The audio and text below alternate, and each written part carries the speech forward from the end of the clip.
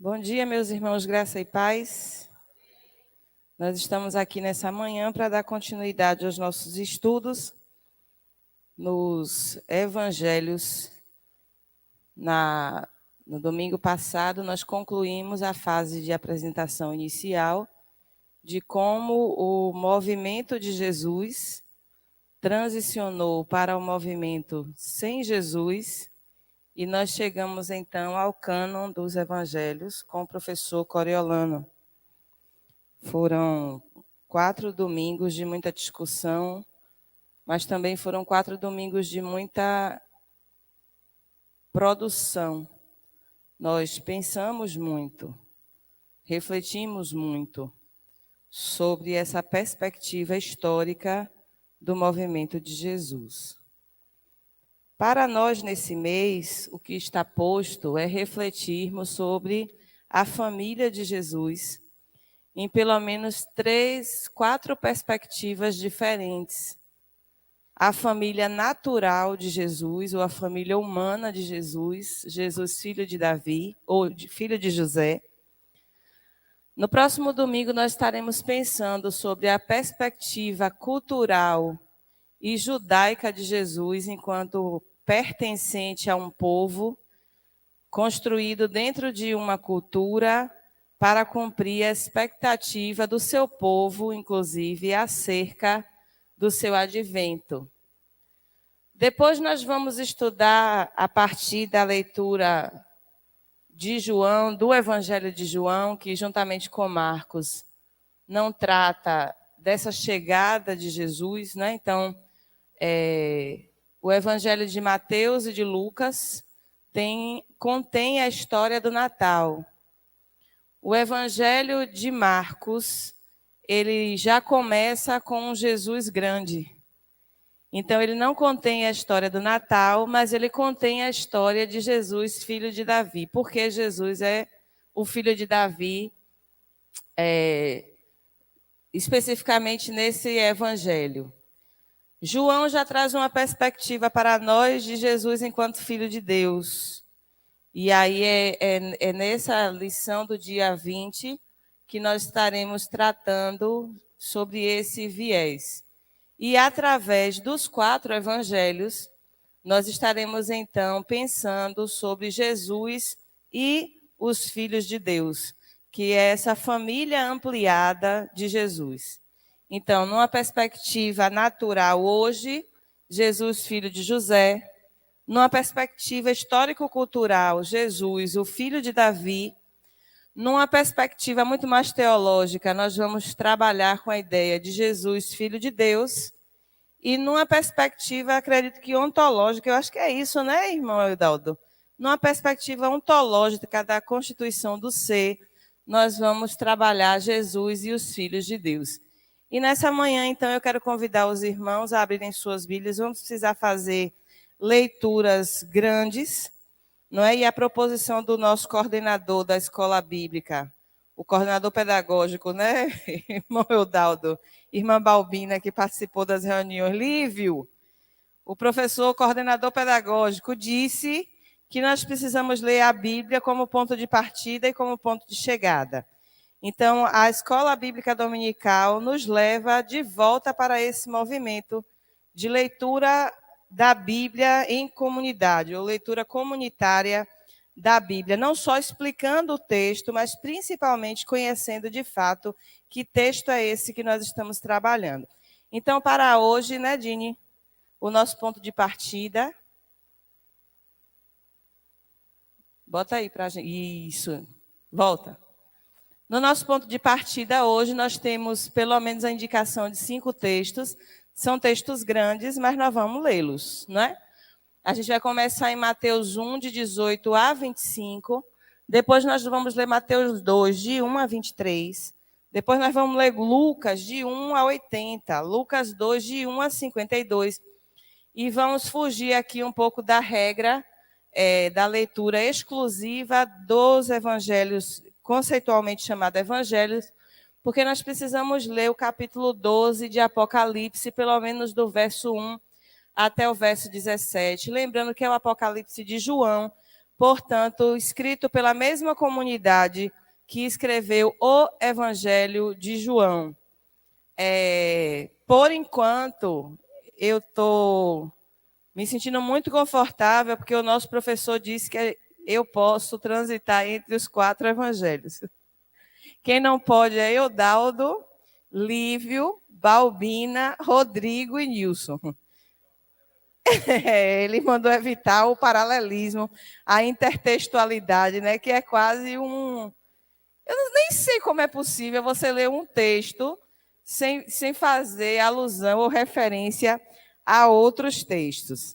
Mas vamos começar, então, a nossa aula de hoje com o texto base da nossa reflexão, que começa em Mateus 1, de 18 a 25, depois Mateus 2, de 1 a 23, Lucas 1, de 1 a 80, Lucas 2, de 1 a 52, e, finalmente, Apocalipse de João 12, de 1 a 17. Ora, o nascimento de Jesus Cristo foi assim. Estando Maria, sua mãe, desposada com José, sem que tivessem antes coabitado, achou-se grávida pelo Espírito Santo. Mas José, seu esposo, sendo justo e não a querendo infamar, resolveu deixá-la secretamente. Enquanto ponderava nestas coisas, eis que lhe apareceu em sonho um anjo do Senhor, dizendo: José, filho de Davi, não temas receber Maria, tua mulher, porque o que nela foi gerado é do Espírito Santo. Ela dará à luz um filho e lhe porás o nome de Jesus, porque ele salvará o seu povo dos pecados deles. Ora, tudo isto aconteceu para que se cumprisse o que fora dito pelo Senhor por intermédio do profeta. Eis que a virgem conceberá e dará à luz um filho, e ele será chamado pelo nome de Emanuel, que quer dizer Deus conosco. Despertado José do sono, fez como lhe ordenara o anjo do Senhor, e recebeu sua mulher. Contudo, não a conheceu, enquanto ela não deu à luz um filho, a quem pôs o nome de Jesus. Tendo Jesus nascido em Belém da Judéia, em dias do rei Herodes, eis que vieram os magos do Oriente a Jerusalém e perguntavam: onde está o recém-nascido rei dos judeus? Porque vimos a sua estrela no Oriente e viemos para adorá-lo. Tendo ouvido isso, alarmou-se o rei Herodes, e com ele toda a Jerusalém.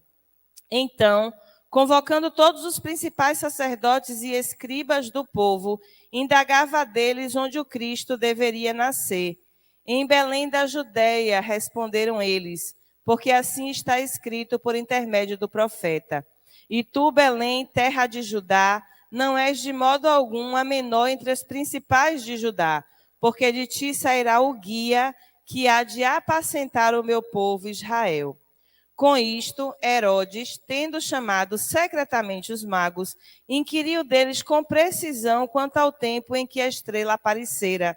E enviando-os a Belém, disse-lhes: ide informar-vos cuidadosamente a respeito do menino, e quando o tiverdes encontrado, avisai-me, para que eu também vá adorá-lo. Depois de ouvirem o rei, partiram, e eis que a estrela que viram no Oriente os precedia, até que chegando parou sobre onde estava o menino. E vendo eles a estrela, alegraram-se com grande e intenso júbilo. Entrando na casa, viram o menino com Maria, sua mãe. Prostrando-se, o adoraram. E abrindo os seus tesouros, entregaram-lhe suas ofertas: ouro, incenso e mirra. Sendo por divina advertência prevenidos em sonho, para não voltarem à presença de Herodes, regressaram por outro caminho à sua terra. Tendo eles partido, eis que apareceu um anjo do Senhor a José em sonho e disse: dispõe-te, toma o menino e sua mãe, foge para o Egito e permanece lá até que eu te avise, porque Herodes há de procurar o menino para o matar. Dispondo-se ele, tomou à noite o menino e sua mãe e partiu para o Egito. E lá ficou até a morte de Herodes, para que se cumprisse o que fora dito pelo Senhor por intermédio do profeta: do Egito chamei o meu filho. Vendo-se iludido pelos magos, enfureceu-se Herodes grandemente e mandou matar todos os meninos de Belém e todos os seus arredores, de 2 anos para baixo, conforme o tempo do qual, com precisão, se informara dos magos. Então se cumpriu o que fora dito por intermédio do profeta Jeremias. Ouviu-se um clamor em Ramá, pranto, choro e grande lamento. Era Raquel chorando por seus filhos e inconsolável, porque não mais existem. Tendo Herodes morrido, eis que um anjo do Senhor apareceu em sonho a José no Egito e lhe disse: Dispõe-te, toma o menino e sua mãe e vai para a terra de Israel, porque já morreram os que atentavam contra a vida do menino. Dispôs-se ele, tomou o menino e sua mãe e regressou para a terra de Israel. Tendo, porém, ouvido que Arquelau reinava na Judeia, em lugar do seu pai Herodes, temeu ir para lá, e por divina advertência, prevenido em sonho, retirou-se para as regiões da Galileia e foi habitar numa cidade chamada Nazaré, para que se cumprisse o que fora dito por intermédio do profeta: ele será chamado Nazareno. Depois de ler esse texto, nós vamos lá para Lucas. Eu posso, viu, Daldo? O senhor não. Eu posso ficar indo de um texto para o outro. O senhor não pode, não. Lucas, capítulo 1. Visto que muitos houve que empreenderam uma narração coordenada dos fatos que entre nós se realizaram, conforme nos transmitiram os que desde o princípio foram deles testemunhas oculares e ministros da palavra, igualmente a mim me pareceu bem, depois de acurada investigação de tudo desde sua origem, dar-te por escrito, excelentíssimo Teófilo, uma explicação em ordem, para que tenhas plena certeza das verdades em que foste instruído. Só essa instrução já nos leva a perceber o quanto o texto de Lucas é diferente do texto de Mateus. Mateus é um texto escrito para judeus. A necessidade daquele texto é provar para os judeus que Jesus Cristo realmente era o Filho de Deus. Foi recorrente durante a nossa leitura ouvir para que se cumprisse o que fora dito por meio do profeta. Para que se cumprisse o que fora dito por meio do profeta. É como se Mateus construísse a narrativa do nascimento, tentando provar para o seu próprio povo, os judeus, que Jesus era o cumprimento daquelas profecias. Lucas já nos traz uma perspectiva diferente. Primeiro, porque ele faz uma carta universal endereçada a uma pessoa a quem ele chama Teófilo. Teo é Deus. E filos é amor de pai para filho. Então, Teófilo é um filho amado de Deus. Né? Quem de nós aqui nessa manhã somos filhos amados de Deus? Eu sou. Então, essa carta foi escrita para mim. Foi escrita para a Dini, para a Luísa, para a Brígida, para a Nelsinho. Essa carta foi escrita para nós. Né? Esse evangelho, esse testemunho foi escrito, irmão Marcos, para nós. Então, Teófilo necessariamente aqui não é uma pessoa, mas ele é uma representação para todos quantos gostariam de conhecer a história e o processo de Jesus. E ele estabelece um método. Né? Ele diz assim: eu recolhi depoimentos, e ele usa o método da autonarrativa como projeto de pesquisa. Hoje a gente chama assim, na época de Lucas a gente não chamava desse jeito, não. Então, a autonarrativa ou a autobiografia é um processo de pesquisa. Legitimado, tem método, tem tudo. Se você for pesquisar sobre isso, você vai encontrar. E Lucas estabelece esse método para escrever sobre a vida de Jesus.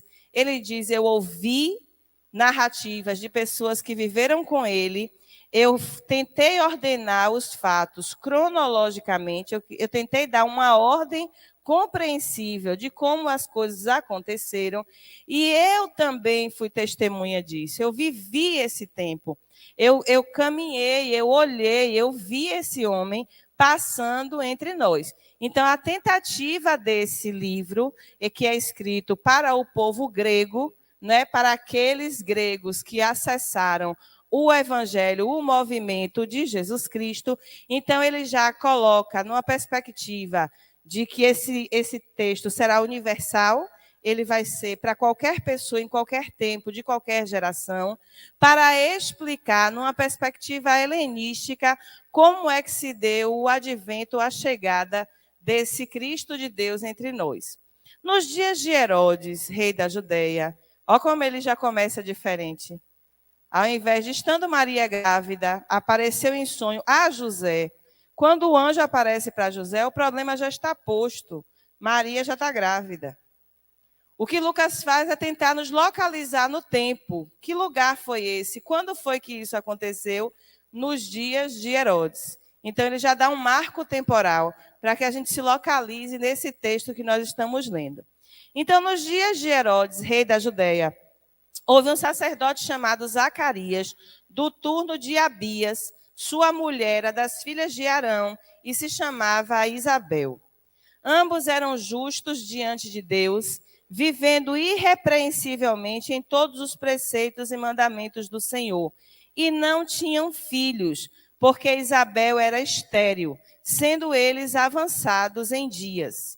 Ora, aconteceu que, exercendo ele diante de Deus o sacerdócio na ordem do seu turno, coube-lhe por sorte, segundo o costume sacerdotal, entrar no santuário do Senhor para queimar o incenso. E durante esse tempo, toda a multidão do povo permanecia na parte de fora, orando. E eis que lhe apareceu um anjo do Senhor em pé, à direita do altar do incenso. Vendo-o, Zacarias turbou-se e apoderou-se dele o temor. Disse-lhe, porém, o anjo: Zacarias, não temas, porque a tua oração foi ouvida. E Isabel, tua mulher, te dará à luz um filho, a quem darás o nome de João. Em ti haverá prazer e alegria, e muitos se regozijarão com o seu nascimento, pois ele será grande diante do Senhor.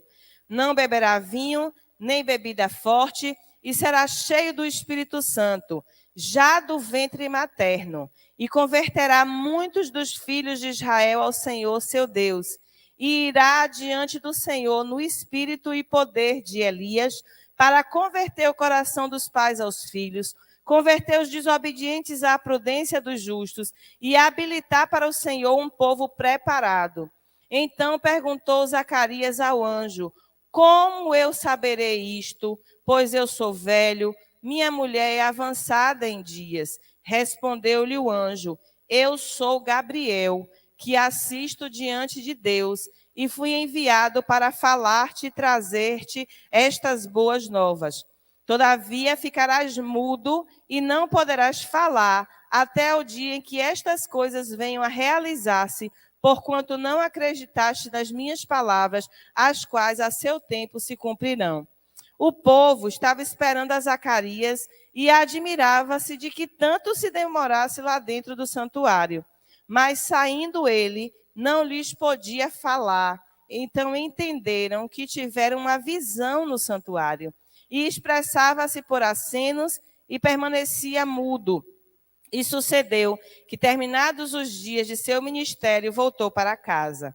Passados esses dias, Isabel, sua mulher, concebeu e ocultou-se por 5 meses, dizendo: assim me fez o Senhor, contemplando-me, para anular a minha vergonha perante os homens. No 6º mês, foi o anjo Gabriel enviado da parte de Deus para uma cidade da Galileia chamada Nazaré, a uma virgem desposada com certo homem da casa de Davi, cujo nome era José. A virgem chamava-se Maria. E entrando o anjo aonde ela estava, disse: alegra-te, muito favorecida, o Senhor é contigo. Ela, porém, ao ouvir estas palavras, perturbou-se muito e pôs-se a pensar no que significaria esta saudação. Mas o anjo lhe disse: Maria, não temas, porque achaste graça diante de Deus. Eis que conceberás e darás à luz a um filho, a quem chamarás pelo nome de Jesus. Este será grande e será chamado Filho do Altíssimo. Deus, o Senhor, lhe dará o trono de Davi, seu pai. Ele reinará para sempre sobre a casa de Jacó, e o seu reinado não terá fim. Então disse Maria ao anjo: Como será isto, pois não tenho relação com homem algum? Respondeu-lhe o anjo: Descerá sobre ti o Espírito Santo, e o poder do Altíssimo te envolverá com a sua sombra. Por isso também o ente santo que há de nascer será chamado Filho de Deus. E Isabel, tua parenta, igualmente concebeu um filho na sua velhice, sendo este já o 6º mês para aquela que diziam ser estéril. Porque para Deus não haverá impossíveis em todas as suas promessas. Então disse Maria: Aqui está a serva do Senhor, que se cumpra em mim conforme a tua palavra. E o anjo se ausentou dela. Naqueles dias, dispondo-se Maria, foi apressadamente à região montanhosa, a uma cidade de Judá. Entrou na casa de Zacarias e saudou Isabel. Ouvindo esta a saudação de Maria, a criança lhe estremeceu no ventre. Então Isabel ficou possuída do Espírito Santo e exclamou em alta voz: Bendita és tu entre as mulheres, e bendito o fruto do teu ventre. E de onde me provém que me venha visitar a mãe do meu Senhor? Pois logo que me chegou aos ouvidos a voz da tua saudação, a criança estremeceu de alegria dentro de mim. Bem-aventurada a que creu, porque serão cumpridas as palavras que lhe foram ditas por parte do Senhor. Então disse Maria: A minha alma engrandece ao Senhor, e o meu espírito se alegra em Deus, meu Salvador, porque contemplou na humildade da sua serva. Pois desde agora todas as gerações me considerarão bem-aventuradas, porque o poderoso me fez grandes coisas, santo é o seu nome. A sua misericórdia vai de geração em geração sobre os que o temem. Agiu com seu braço valorosamente, dispersou os que no coração alimentavam pensamentos soberbos, derribou do seu trono os poderosos e exaltou os humildes. Encheu de bens os famintos e despediu vazios os ricos. Amparou a Israel, seu servo, a fim de lembrar-se da sua misericórdia, a favor de Abraão e de sua descendência para sempre, como prometera aos nossos pais. E Maria permaneceu cerca de 3 meses com Isabel e voltou para casa. A Isabel cumpriu-se o tempo de dar à luz e teve um filho. Ouviram os seus vizinhos e parentes que o Senhor usara de grande misericórdia para com ela e participaram do seu regozijo. Sucedeu que no 8º dia foram circuncidar o menino e queriam dar-lhe o nome de seu pai, Zacarias. De modo nenhum, respondeu sua mãe, pelo contrário, ele deve ser chamado João. Disseram-lhe: Ninguém há na tua parentela que tenha este nome. E perguntaram por acenos ao pai do menino que nome queria que lhe dessem. Então, pedindo ele uma tabuinha, escreveu: João é o seu nome, e todos se admiraram. E imediatamente a boca se lhe abriu, e desimpedida a língua, falava, louvando a Deus. Sucedeu que todos os seus vizinhos ficaram possuídos de temor, e por toda a região montanhosa da Judéia foram divulgadas essas coisas. Todos os que os ouviram guardavam-nas no coração, dizendo: Que virá a ser, pois, este menino? E a mão do Senhor estava com ele. E Zacarias, seu pai, cheio do Espírito Santo, profetizou, dizendo: Bendito seja o Senhor Deus de Israel, porque visitou e redimiu o seu povo, e nos suscitou plena e poderosa salvação na casa de Davi, seu servo, como prometera desde a antiguidade, por boca dos seus santos profetas, para nos libertar dos nossos inimigos e das mãos de todos os que nos odeiam, para usar de misericórdia com os nossos pais e lembrar-se da sua santa aliança, e do juramento que fez a Abraão, nosso pai, de conceder-nos que, livres das mãos de inimigos, e adorássemos sem temor, em santidade e justiça perante ele todos os nossos dias. Tu, menino, serás chamado profeta do Altíssimo, porque precederás o Senhor preparando-lhe os caminhos, para dar a seu povo conhecimento da salvação, no redimi-lo dos seus pecados, graças à entranhável misericórdia de nosso Deus, pelo qual nos visitará o sol nascente das alturas, para alumiar os que jazem nas trevas e na sombra da morte, e dirigir os nossos pés pelo caminho da paz. O menino crescia e se fortalecia em espírito e viveu nos desertos até o dia em que havia de manifestar-se a Israel. Naqueles dias, foi publicado um decreto de César Augusto, convocando toda a população do império para recensear-se. O primeiro recenseamento, foi feito quando Quirino era governador da Síria. Todos iam alistar-se, cada um à sua própria cidade. José também subiu da Galileia, da cidade de Nazaré para a Judéia, à cidade de Davi, chamada Belém, por ser ele da casa e família de Davi, a fim de alistar-se com Maria, sua esposa, que estava grávida. Estando eles ali, aconteceu completarem-se-lhe os dias, e ela deu à luz o seu filho primogênito, enfaixou-o e o deitou numa manjedoura, porque não havia lugar para eles na hospedaria.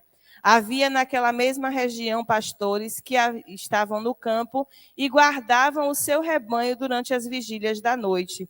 E um anjo do Senhor desceu aonde eles estavam, e a glória do Senhor brilhou ao redor deles, e ficaram tomados de grande temor. O anjo, porém, lhes disse: não temais, eis aqui vos trago boas novas de grande alegria, que será para todo o povo. É que hoje vos nasceu, na cidade de Davi, o Salvador, que é Cristo, o Senhor. E isto vos servirá de sinal: encontrareis uma criança envolta em faixas e deitada em manjedoura. E subitamente apareceu com um anjo uma multidão da milícia celestial, louvando a Deus e dizendo: glória a Deus nas maiores alturas e paz na terra entre os homens a quem ele quer bem. E ausentando-se deles os anjos para o céu, diziam os pastores uns aos outros: vamos até Belém e vejamos os acontecimentos que o Senhor nos deu a conhecer. Foram apressadamente e acharam Maria e José e a criança deitada na manjedoura. E vendo-o, divulgaram o que lhes tinha dito a respeito deste menino. Todos que ouviram se admiravam das coisas referidas pelos pastores. Maria, porém, guardava todas essas coisas, meditando-as no coração. Voltaram então os pastores, glorificando a Deus por tudo o que tinham ouvido e visto, como lhes fora anunciados. Completados 8 dias para ser circuncidado o menino, deram-lhe o nome de Jesus, como lhe chamara o anjo antes de ser concebido. Passados os dias da purificação dele, segundo a lei de Moisés, levaram-no a Jerusalém para o apresentarem ao Senhor, conforme o que está escrito na lei do Senhor.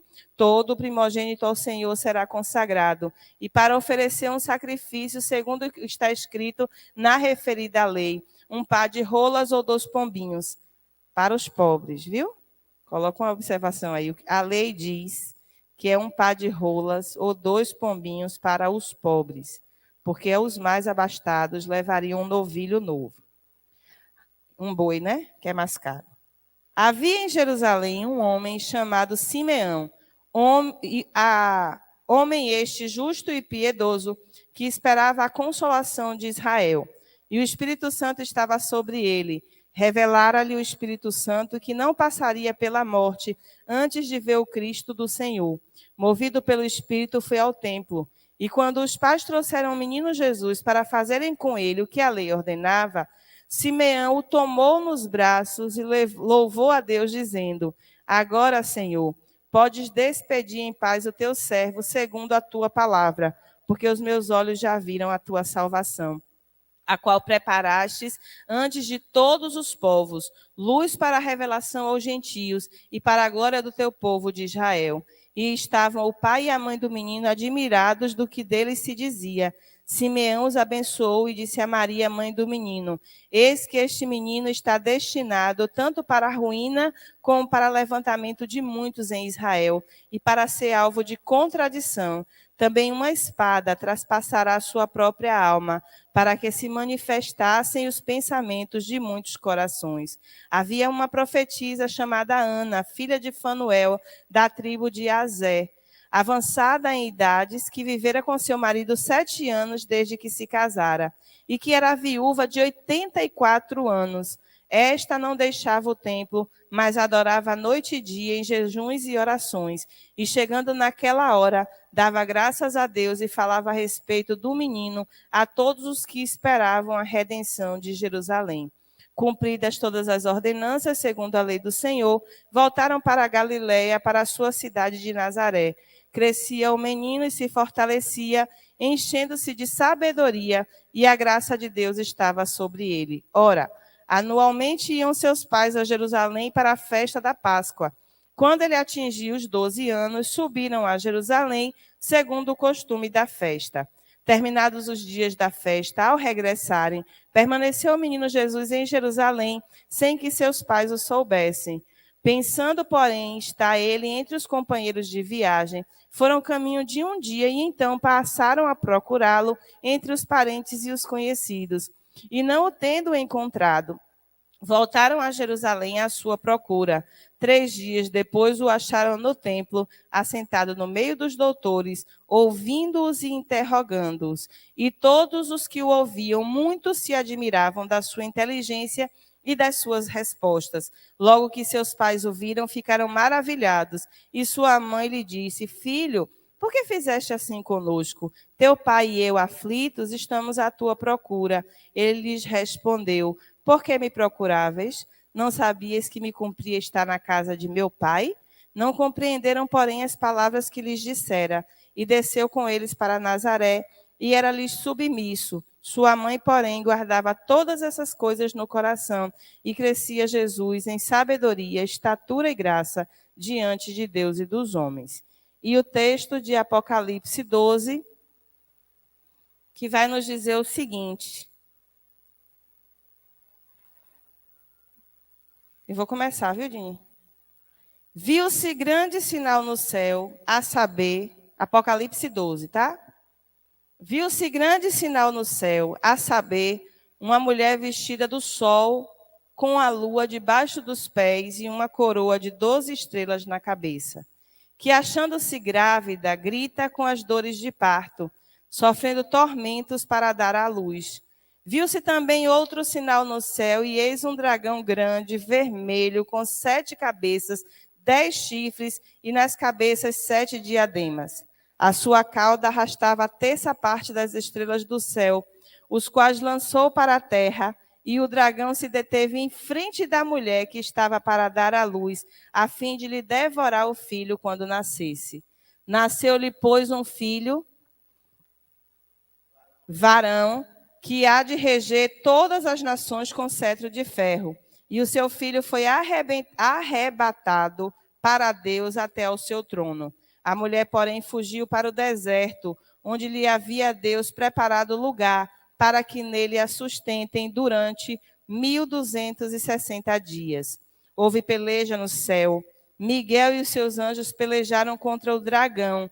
Também pelejaram o dragão e os seus anjos. Todavia não prevaleceram, nem mais se achou no céu o lugar deles. E foi expulso o grande dragão, a antiga serpente que se chama Diabo e Satanás, o sedutor de todo o mundo. Sim, foi atirado para a terra e com ele os seus anjos. Então ouvi grande voz no céu proclamando: Agora veio a salvação, o poder, o reino do nosso Deus e a autoridade do seu Cristo, pois foi expulso o acusador de nossos irmãos, o mesmo que os acusa de dia e de noite diante do nosso Deus. Eles, pois, o venceram por causa do sangue do Cordeiro e por causa da palavra do testemunho que deram, e mesmo em face da morte, não amaram a própria vida. Por isso, festejai, ó céus, e vós os que neles habitais. Ai da terra e do mar, pois o diabo desceu até vós, cheio de grande cólera, sabendo que pouco tempo lhe resta. Quando, pois, o dragão se viu atirado para a terra, perseguiu a mulher que dera à luz o filho varão, e foram dadas à mulher as 2 asas da grande águia, para que voasse até o deserto, ao seu lugar, aí onde é sustentada durante um tempo, tempos e metade de um tempo, fora da vista da serpente. Então a serpente arrojou da sua boca, atrás da mulher, água como um rio, a fim de fazer com que ela fosse arrebatada pelo rio. A terra, porém, socorreu a mulher, e a terra abriu a boca, engoliu o rio que o dragão tinha arrojado de sua boca. Irou-se o dragão contra a mulher, e foi pelejar com os restantes da sua descendência, os que guardam os mandamentos de Deus e têm o testemunho de Jesus, e se pôs em pé sobre a areia do mar. Nesses 3 textos, que para nós são sagrados, né? O texto sagrado é sagrado especificamente para uma comunidade. O nosso texto sagrado é esse aqui. Nesse mesmo livro, né, ou nesse mesmo conjunto de livros, se nós recuássemos um pouco, nós poderíamos ler sobre a história do primeiro Natal. Mas nós estamos tomando como ponto de partida aqueles que viram a materialização da história do Natal. Sobre 3 perspectivas diferentes, eu já disse.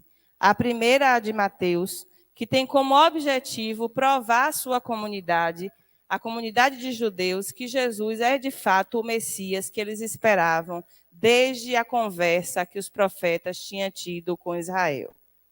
Depois nós temos a leitura de Lucas, que estabelece um método de pesquisa. Ele narra os fatos numa ordem cronológica, tal qual ele ouviu, ele pesquisou e ele mesmo foi testemunha. E depois nós temos a visão de João, que no seu evangelho não fala sobre como se deu o nascimento de Jesus, mas no seu livro do Apocalipse, né, que quer dizer revelação, ele consegue descrever para nós, no capítulo 12, como se deu, do ponto de vista da imaterialidade, do ponto de vista da metafísica, do ponto de vista da dimensão espiritual que a vida tem, como foi a chegada desse menino na Terra. Então, Leonardo Boff diz, sobre o mesmo ponto, né, há um evento, tem uma garrafa de álcool aqui, daqui eu vejo a botija, eu vejo a tampa, mas eu não vejo como é o nome disso? O gatilho que faz espirrar. A Aline de lá vê o gatilho de frente, vê a saída do álcool, consegue enxergar a tampa, consegue enxergar a frente da vasilha, mas a Aline não está vendo como é o nome disso aqui? A fita crepe, do jeito que eu estou vendo. O pastor Nilson está sentado ali daquele lado. Se ele olha de lá, ele consegue ver essa mesma vasilha em outra perspectiva. E Dini, que está sentada do lado de cá, ela olha para essa vasilha e já vê essa vasilha de outra forma. Para esse fenômeno, Leonardo Boff, que é um teólogo e é um professor de filosofia, ele vai dizer que todo ponto de vista é a vista de um ponto. E de vista aqui, o professor François entende, né? Todo ponto de vista é a vista de um ponto. A visão é um órgão do sentido, mas a percepção, ela é diferente para cada pessoa, de acordo com as suas vivências e de acordo com as suas experiências. E aí Leonardo Boff vai dizer mais, ele diz assim, cada um vê a vida com os olhos que tem. E cada um vê a vida com os olhos que tem, plantados no chão de onde vive. Todas as vezes que eu estou diante de um objeto, todas as vezes que eu estou diante de uma pessoa, todas as vezes que eu estou diante de um fato, eu olho para ele com os olhos que eu tenho. E eu leio essa realidade a partir do lugar de onde os meus pés pisam. Diante desse texto, eu não posso assumir o lugar de José. Porque na minha experiência, no lugar onde eu piso e com os olhos que eu tenho, eu vou sempre olhar para esse texto do lugar de Maria, que é a mãe. O irmão Marcos vai olhar do lugar de José, porque na sua experiência de vida ele é pai. O irmão Nelsinho vai olhar para esse texto, de repente, do ponto de vista de quem é artesão, até de quem compartilha da profissão do próprio pai de Jesus, o carpinteiro. E Yasmin vai olhar para esse texto de outro lugar. Binho vai olhar para esse texto de outro lugar. Porque cada um olha para o texto com os olhos que tem e com o chão para onde pisa. A Bíblia nos apresenta pelo menos 3 leituras do mesmo fenômeno que foi o nascimento de Jesus. E aí eu trago para nós uma reflexão. De qual dessas 4 imagens, são 4, né, Dini? Que vão aparecer aí, mais povoam o seu imaginário sobre o que teria sido, de fato, aquele primeiro Natal, o Natal que Jesus nasceu. Essa é uma opção. Conseguem ver bem? Conseguem? É um presépio tradicional, não é? Que, tecnicamente, eles estão numa estrebaria. Jesus está ao centro, deitado numa manjedoura. Maria está ajoelhada. Né? Ela acabou de ter neném, mas ela está ali já em posição de flexão, ajoelhada, olhando para o bebê, já toda vestida. José tentando iluminar aquele lugar, né? Para que todos que estão presentes possam ver o menino. Nessa mesma cena, já estão os 3 reis magos ali no canto. Estão vendo? No canto direito de vocês, ó, os 3 reis magos já estão ali adorando. No canto esquerdo já estão os pastores que estavam no campo, que ouviram o coro dos anjos e vieram ver Maria e povoando o ambiente os animais próprios desse lugar. Essa é uma possibilidade de você enxergar o Natal. Na outra cena, o que nós temos é isso. Conseguem ver? É o preparativo daquela noite. Somos nós todos correndo freneticamente na semana anterior para comprar a roupa nova do Natal, para comprar os presentes do Natal, para decorar a cena para o Natal. Eu passei, Dini, 30 dias decorando minha casa para o Natal. Não sei se foi efeito da pandemia, não sei o que foi aquilo na minha mente, mas eu botei pisca-pisca, eu botei estrela, eu fui na casa de Nona, peguei tudo que Nona não botou na casa dela, eu peguei e levei para botar na minha. E ia na rua, todo dia eu trazia uma coisa nova, Balbina, para colocar lá em casa no Natal. Fui comprar roupa nova, me arrependi, porque você acaba pagando mais caro, né? Fui tentar comprar um sapato, não consegui, porque as lojas estavam cheias demais. E a gente prepara todo o ambiente, a gente prepara a ceia. Há quem passe o ano inteiro engordando um peru, né? Para matar esse bicho no Natal. E cear, celebrar, preparar o espaço, o lugar. E veja quantos símbolos, né?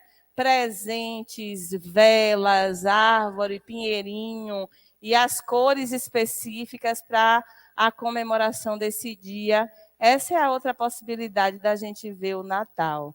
Mas tem uma outra, bota aí, Dini. Essa é a que aparece nos cartões de Natal, né? Essa que aparece nos desenhos das nossas crianças e que, inclusive, ensina a elas sobre o Natal. Tem um filme lindo chamado Klaus. E no Natal eu assisto Klaus 500 vezes, porque ele conta como foi que o homem vestido de vermelho, quem chamamos de Papai Noel, ele aparece no nosso Natal cheio de presente para entregar para as crianças. Eu gosto de O Grinch, que é um conto americano fortíssimo, né, para as crianças, de como alguém consegue estragar a noite de Natal e como o espírito de Natal consegue reelaborar e reorganizar todas as coisas. Tem um filme também que eu gosto, que é Os Fantasmas de Scrooge, que é um conto em inglês, inclusive do século XVI, do século XVII, mais ou menos, em que os fantasmas do Natal aparecem para um velho avarento. E vem o fantasma do Natal do passado, o fantasma do Natal do futuro e o fantasma do Natal do presente, para que ele se reanime, se reconecte com o espírito do Natal. E existe uma outra quarta cena, que é essa daí. Ali embaixo é um link, Dini. Se você... Pode clicar. Eu acho que se nossa net estiver boa, né, Lívia? Vai mandar a gente para lá? Vai subindo aí, Dini. Essa é uma matéria Aconteceu aqui no nosso estado, no dia 15 de junho de 2021, então não tem mais ou menos 6, 7 meses. Não, 7 ou 8, né? Ou 9. Vai fazer 9 meses, inclusive, que essa matéria foi publicada em um jornal. Naquela cena é uma rua, os carros estão parados ao redor, tem uma mulher ali deitada no chão, e a equipe, essa calçada é a calçada de um hospital. A equipe médica finalmente veio aqui do lado de fora e ela está tendo o bebê ali, naquele exato lugar, e diz a matéria, na manhã dessa terça-feira, 15 de junho de 2021, uma mulher deu à luz na calçada da maternidade Santa Helena, em Ilhéus. Segundo as informações iniciais, a gestante chegou com fortes contrações à unidade de saúde, mas teve o atendimento negado devido ao fato da maternidade ter parte dos serviços suspensos após o atraso no pagamento dos salários dos trabalhadores da saúde. A mulher só recebeu atendimento quando estava deitada no passeio.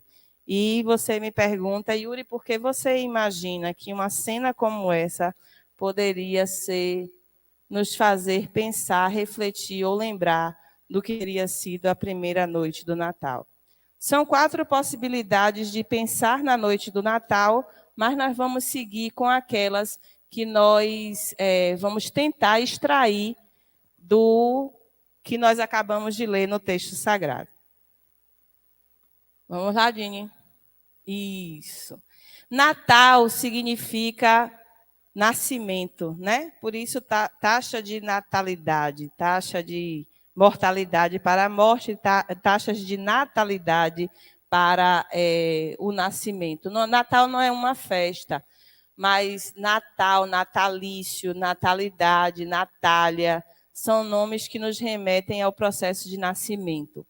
O Deus de poder, disse George Herbert, um filósofo, né, do século XVII. O Deus de poder, enquanto percorria em suas majestosas roupagens de glória, resolveu parar, e assim um dia ele desceu e pelo caminho se despia. George Herbert, ele fala a mesma coisa que o apóstolo Paulo fala em Filipenses 2. Tendo Deus existido em forma de Deus, não se apegou a essa forma nem a esse lugar. Antes, esvaziou-se a si mesmo, tomou a forma de servo e veio encarnar. Ele veio virar carne, ele veio estar no meio de nós. E o milagre da encarnação, aquilo que os teólogos vão chamar de kenosis, que é o esvaziamento da divindade para a assunção de um corpo mortal como o nosso. É o evento que muda a história do mundo, que muda a história da história. Queira a pessoa, creia ou não, que essa pessoa viveu, ou que esse Deus encarnou, a história, o nosso calendário é dividido entre antes de Cristo e depois de Cristo. Tudo que aconteceu antes dele começa de 4.000 e desce até o ano 0. E tudo que vem depois dele começa no ano 0 e nós já estamos em 2022. Jesus Cristo encarnado zera a vida do planeta. É a partir dessa encarnação que a nossa história, a história do mundo, a história da humanidade, é dividida em 2 tempos diferentes, dessa humanidade ocidental, viu? Porque os chineses comemoraram o ano 4.000 e alguma coisa agora em fevereiro, né? Então, para eles, a história segue. Mas para nós ocidentais, a história está dividida por causa desse Deus que desceu e que, enquanto descia, se despia da sua glória, do seu poder, da sua majestade, da sua divindade, e encarnou no menino que nós demos o nome de Jesus. Pode seguir, Dini. E aí as questões sobre o primeiro Natal que nós precisamos pensar, não é? A partir daquilo que a Bíblia nos diz. Primeiro, a menina Maria. E eu fiz questão de colocar ali que é uma menina. Porque nós precisamos pensar que quando o primeiro Natal aconteceu, nós não tínhamos essa estrutura de sociedade que nós temos hoje. As meninas não é à toa que passam por uma festa de debutante. Toda menina de 15 anos faz uma festa. Mas a festa não está relacionada a fazer 15 anos. A festa está relacionada a uma menina ganhar maturidade sexual suficiente para ser apresentada à sociedade e começar a fazer parte dela. Então, se uma menina menstrua com 11 anos, o baile de debutante dela devia ser com 11 anos. Se ela menstruou com 12, com 13 ou com 14, a festa de debutante deveria ser no ano que ela menstruou. Mas havia aí, do ponto de vista da percepção médica, que era natural que as meninas menstruassem em torno de 15 anos. E olhe como nós já evoluímos, não é? Meninas de 9 e de 10. Recentemente, uma menina de 10 anos estava grávida do próprio tio a partir de um abuso sexual sofrido dentro de casa. Se ela engravidou com 10, é porque ela estava sexualmente madura, ou seja, ela já era fértil, ela já tinha menstruado e ela já estava apta para a vida em sociedade. Então, quando eu falo de Maria, a menina Maria, é porque no nosso imaginário, Maria é aquela jovem mulher, robusta, repleta de si, completamente formada, com os seus cabelos compridos, com a sua pele alvinha, com o seu véu em cima da cabeça, com sua roupa, suas vestes, seus mantos, e ela aparece na história como sendo uma mulher quase feita. E a gente precisa desconstruir um pouco isso, porque Maria, para estar noiva, ela tinha acabado de menstruar. Ela estava apta para a vida em sociedade, para a vida no casamento, para unir-se em matrimônio. Então, não se pode esperar que Maria fosse uma mulher já formada, já dona de si, ou consciente da sua vida e do seu próprio processo.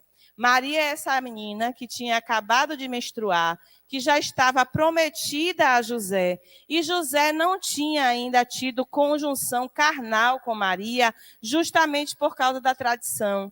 Toda mulher de Judá, né, ou de Israel, antes do casamento, se apartava por um período de tempo do seu noivo, que seria o seu esposo, para dar tempo a Deus de enviar Jesus. Olha que coisa na nossa cabeça. Vocês já pararam para pensar nisso? Porque a profecia vai dizer, a virgem conceberá e dará à luz um filho. E essa virgem vai ser da casa de Davi. Então, a tribo de Judá todinha era para ter sido extinta, porque as mulheres não deveriam casar nunca. Elas não deveriam ter relações sexuais nunca com ninguém, esperando o advento do Salvador. Mas essa promessa tinha sido feita 700 anos antes de Jesus nascer. Se os da casa de Davi parassem de casar e de ter filhos, o Salvador nunca viria dessa descendência, porque pararia de nascer crianças da tribo de Judá.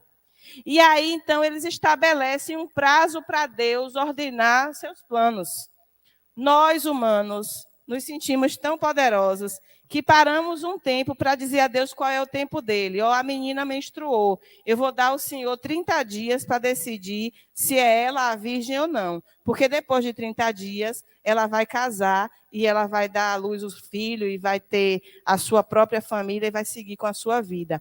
Maria e José estavam nesse intervalo entre ganhei maturidade sexual para casar, mas vou dar 30 dias a Deus, 30, 60, 90 dias, eu não sei ao certo qual era o período, mas era um período de recolhimento em que Maria precisaria, naquele momento, ficar apartada de qualquer homem para dar a Deus a chance de se revelar a ela. E qual não foi a surpresa? Que 700 anos depois da profecia, numa casinha da periferia de Galileia, na Nazaré, Galileia dos Gentios, na cidade de Nazaré, o fim do mundo, numa casinha pequena, certo dia está uma menina e ela recebe a visitação de um anjo. E o anjo diz assim, salve agraciada. Como é que você está, Maria? Eu vim aqui te trazer uma mensagem maravilhosa. E Maria, o texto de Lucas vai dizer que ela recebe esse elogio com muita incerteza e com muita desconfiança. Porque não era comum as meninas serem elogiadas. Não era comum a aproximação de um homem que fosse uma aproximação acolhedora. Era sempre a aproximação com as intencionalidades que aquele tempo de sofrimento trazia. E o anjo percebe que ela está desconfortável com aquela presença. Aí ele diz: Maria, eu sou Gabriel, eu sou anjo de Deus. E o que eu vim aqui foi trazer para você uma mensagem de Deus. E Maria diz assim: que mensagem é essa? E ele diz: eis que você será chamada a mãe do Filho de Deus.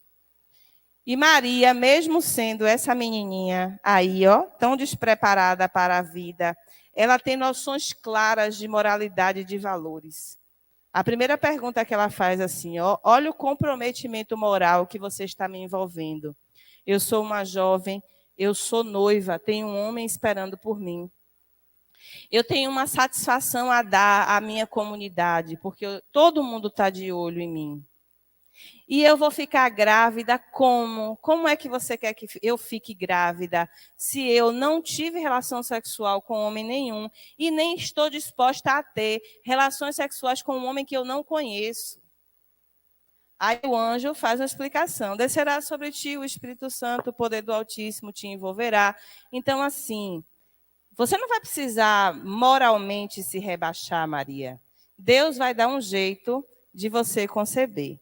Aí ela diz assim: se eu não vou ter comprometimento moral, se eu não vou precisar me ofender nesse processo, então tudo bem. Eis aqui a serva de Deus, cumpra-se em mim a sua vontade. Lembrando que entre os judeus, essas aparições eram normais. Vocês lembram de como foi que Sansão veio ao mundo? Nós estamos falando do período dos juízes. Nós estamos aqui há 1.300, 1.400 anos antes de Gabriel aparecer para Maria. A mãe de Sansão está no campo. Quem é que aparece para ela? Um anjo. E o que é que o anjo diz? Você vai ficar grávida. E o que é que ela diz? Eu não acredito. Porque meu marido se chama Manoá. E Manoá quer dizer o morto. Sabe o que é o morto, Balbina? Você sabe o que é o morto? Sabe o que é o morto, Leonai? Hã? Já morreu. Aquele relógio que só bate 6 horas e 18 horas da tarde. É o que, Aline, que você está assim com sua mão? Não me diga que você não sabe o que é o morto, não é? O morto é isso, Wanda. É aquele homem que não faz mais nada. E todo mundo sabia. A comunidade toda sabia. Sabe por que todo mundo sabia? Porque como era o nome dele? Manoá. Era como as pessoas o chamavam. Então, todo mundo sabia que a mulher não engravidava, porque ele já não fazia mais nada. Aí ela diz...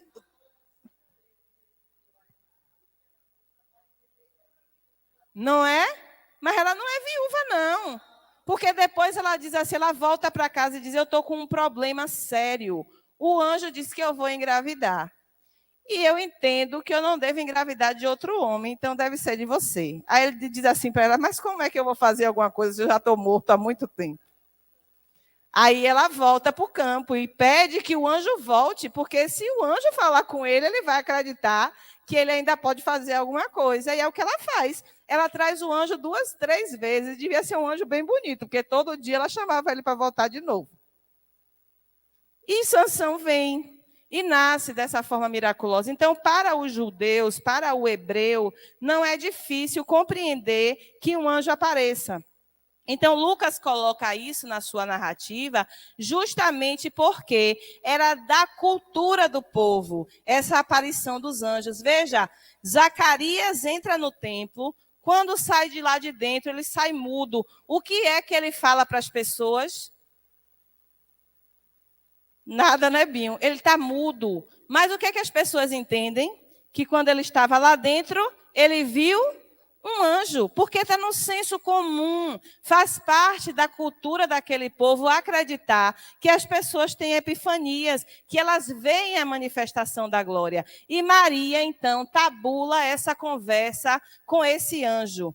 ela diz, não é do seu jeito, não é como você quer, mas eu sei que eu vou cumprir o propósito que está sendo apresentado a mim. E aí eu fico pensando que depois disso, a gente tem aquela primeira cena, volta aí, Dini, para aquela primeira imagem do Natal. Veja, isso foi tão simples assim, minha gente. Como foi, Balbina? Complicado.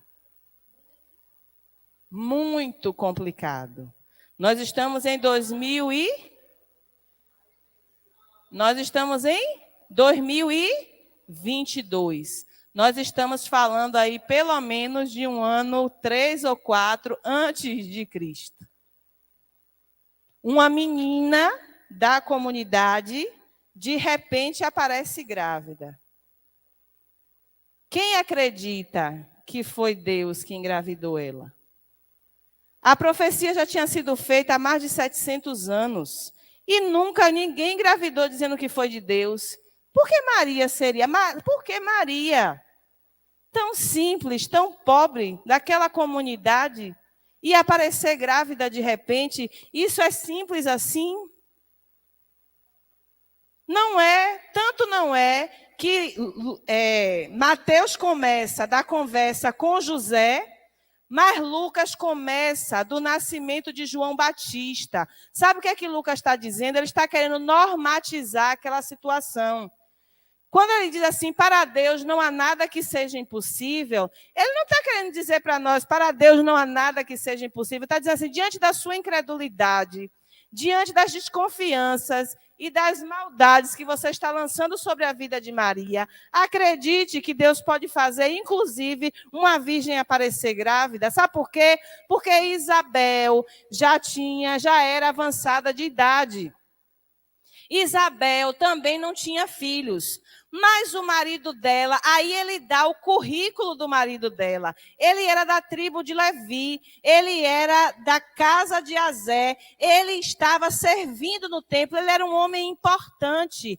Ele teve uma revelação. E a mulher dele, uma mulher de caráter ilibado, uma mulher digna na sociedade, engravidou de repente. E eu sei que nada muda se nada muda. Quer dizer, essa mulher se deita com esse homem a vida toda e nunca engravida. O que é que mudou agora para ela engravidar? O homem. Foi ou não foi? Para Isabel engravidar, o que deve ter acontecido? Ela deu uma escapulida. Ela pulou a cerca. Ela falseou o marido. Só pode ser isso. Mas para que Isabel não fosse exposta a isso, o anjo aparece para Zacarias no templo e a comunidade toda tem ciência de que uma coisa extraordinária aconteceu ali naquele lugar. O texto de Lucas vai dizer que Isabel se recolheu por 3 meses. 5 meses ela ficou escondida dentro de casa. Por que ela fez isso? São perguntas que a gente precisa fazer sobre essa primeira noite do Natal. Por que foi que Isabel fez isso? Porque ela estava sob suspeita. As pessoas entendiam que ela era casada há tanto tempo com Zacarias e nunca engravidou dele. Se ela aparecer grávida agora, só pode ser porque ela falseou o marido. Ela se esconde, ela se retrai.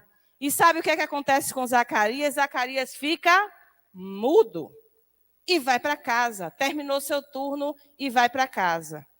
No 6º mês de gravidez de Isabel, o anjo aparece para Maria. E ela diz assim, e eu vou enfrentar isso tudo sozinha? Ele diz, não, sua parenta Isabel está passando por um processo semelhante ao seu. Ela está vivendo o que você está vivendo agora. Então, vá para a casa dela, porque ela é a pessoa que, nesse momento, pode acolher a sua dor, a sua dúvida e a sua angústia. E o que é que Maria faz? Maria vai para a casa de Isabel e se abriga lá. Primeiro porque Isabel sabia o que estava acontecendo com Maria. Tinha sensibilidade espiritual suficiente para entender que o que aconteceu com ela estava acontecendo com Maria também. E segundo, porque Zacarias estava calado, não podia espalhar a conversa para ninguém.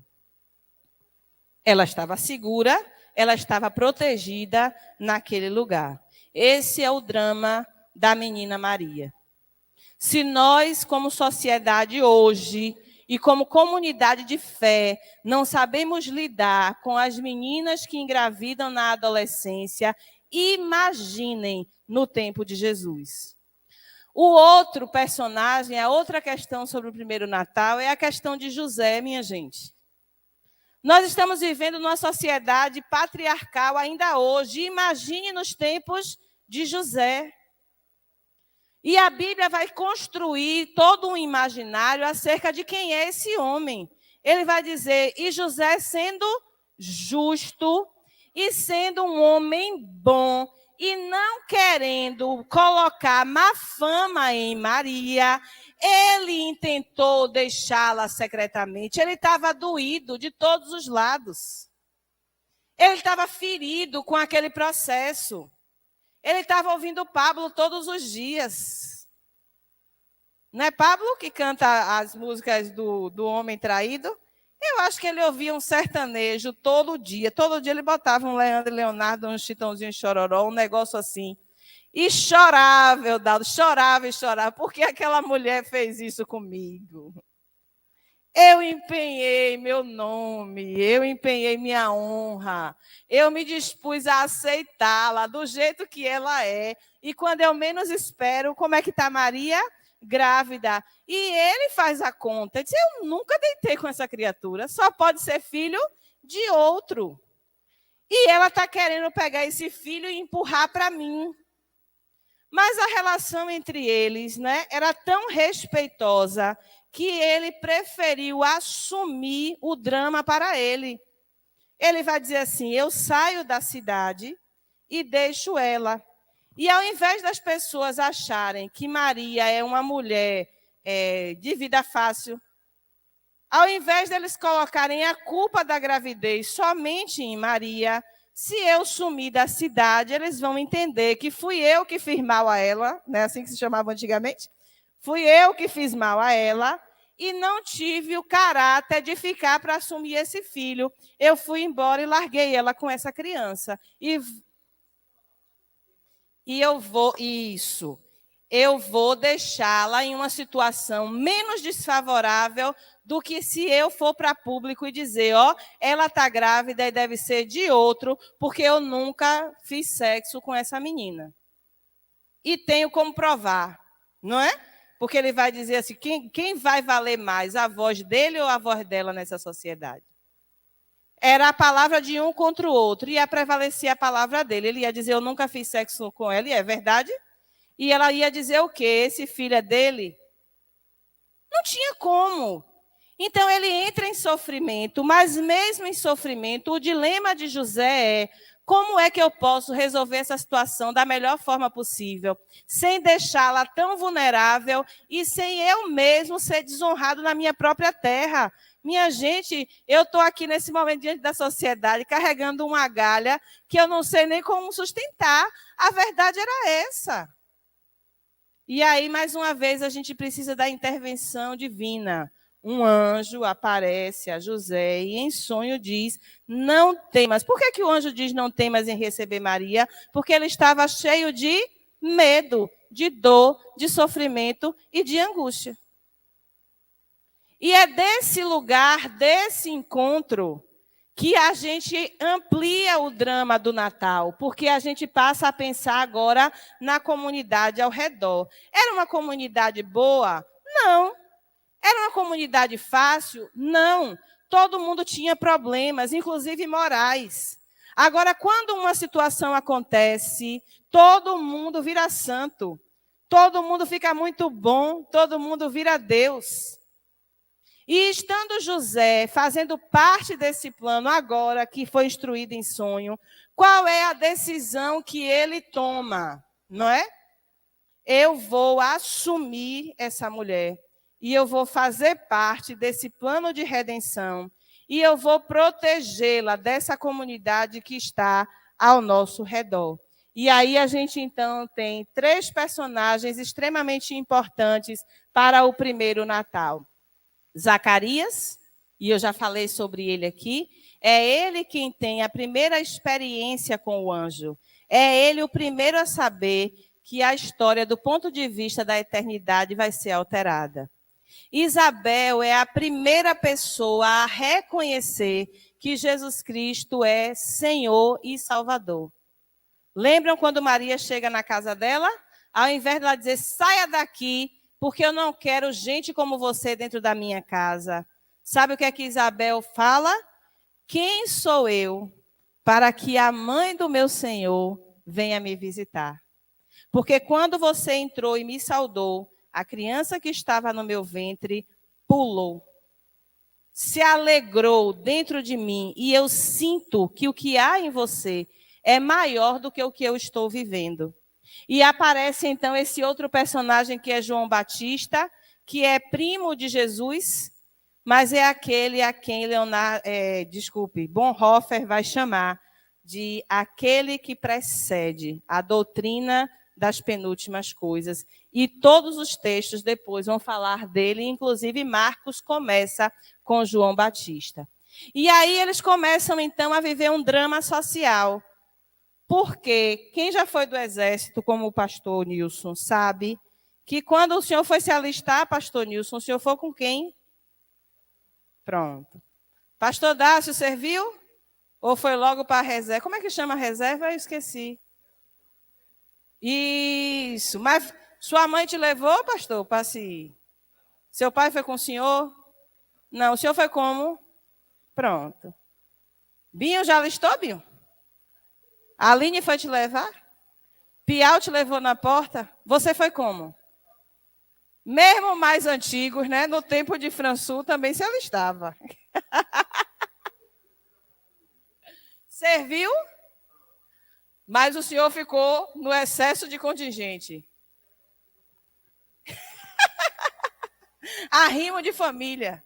Filhos únicos, né? O senhor e o pastor. Foi sozinho, Nelson? Foi o quê, Françu?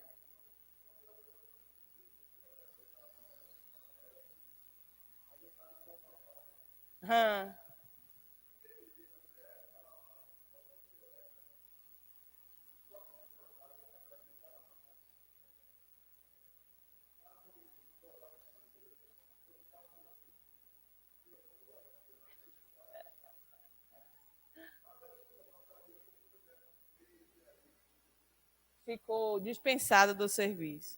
O senhor foi como, seu irmão Nelson? Foi sozinho? Seu pai te levou? Sua mãe? Como foi? Oi? E foi se alistar só? Ou levou a família toda? Foi em Brasília? Isso é que é vontade de servir.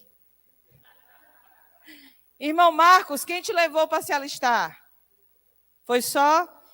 José tinha que se alistar como? Já se fizeram essa pergunta? O alistamento era para quem? Para José. Não era? Quem tinha que se alistar? José. Maria estava com a barriga na boca quando o decreto do alistamento chega. Por que levar Maria para se alistar, se só precisava ir ele sozinho? Vocês já pensaram sobre isso? Naquela cena é tão bonita, né? Naquela cena é tão bonito, José e Maria já toda refeita depois de um parto, com o bebê deitadinho assim no colo. Maria com a barriga na boca. Ele bota a Maria em cima de um jumento para atravessar aí cerca de 100 a 120 quilômetros de estrada de chão, chacoalhando em cima de um burrico com a barriga na boca para parir. Porque o texto vai dizer que, estando eles lá em Belém para se alistar, cumpriram-se os dias. Talvez nem tivesse no tempo, mas a viagem foi tão ruim que antecipou esse nascimento desse bebê. E por que é que ele levou ela?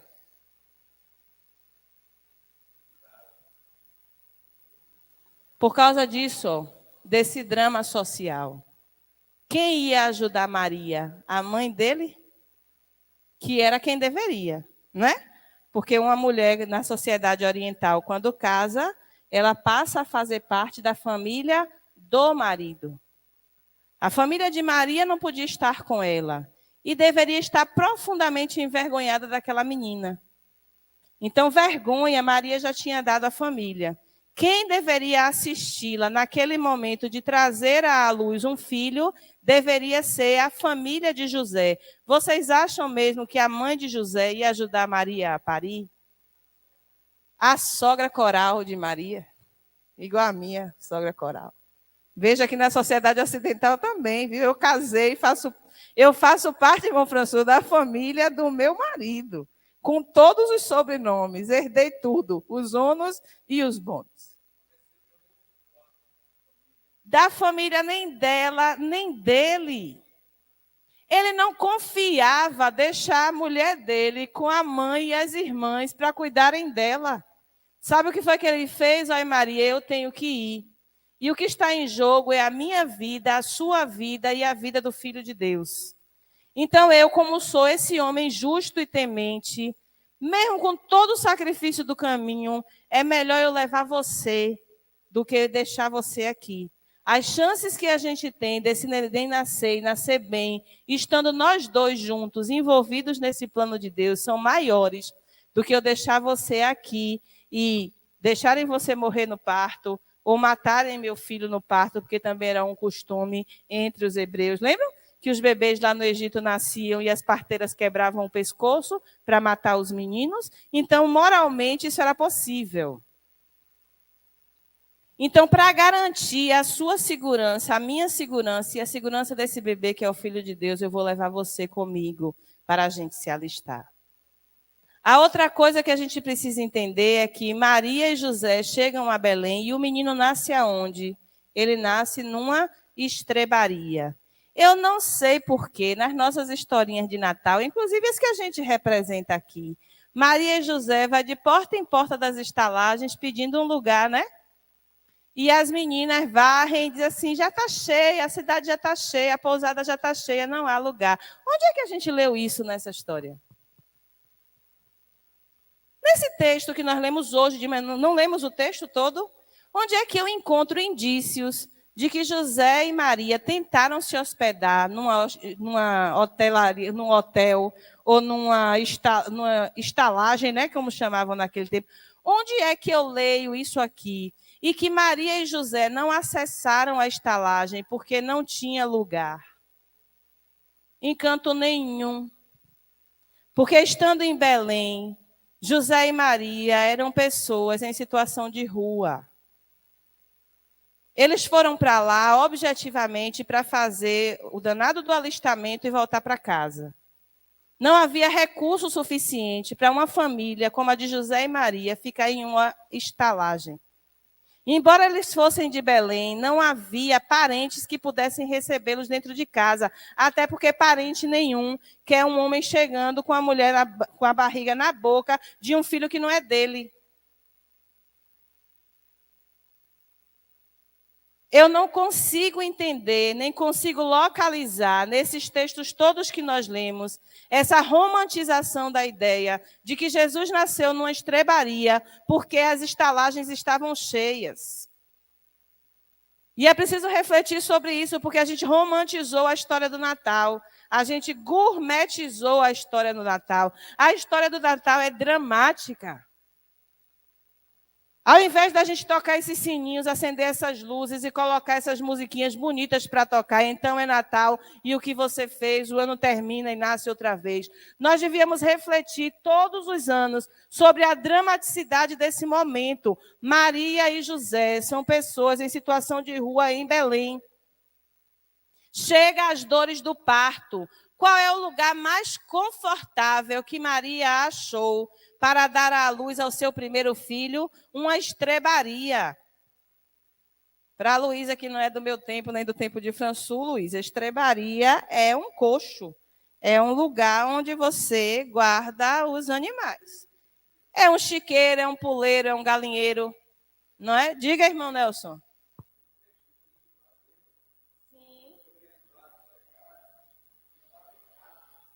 Pronto, eu vou chegar aí.